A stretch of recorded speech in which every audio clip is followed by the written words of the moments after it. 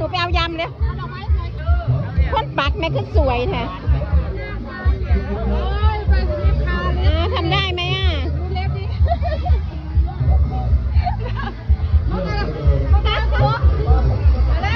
ยำนะคะยำอร่อยของหนูระดาหนึ่งเผ็ดบ่เลยมาจับเอามันหลายมาหมัดยำก็อย่างนี้ให้ย่าอันนึงขอบคุณค่ะทำไมไม่ยิ้มค่ะยิ้มสิเสร็จ thank you ด้วยมีมันนี่ไหมล่ะมีมันนี่ไหมอ่ะ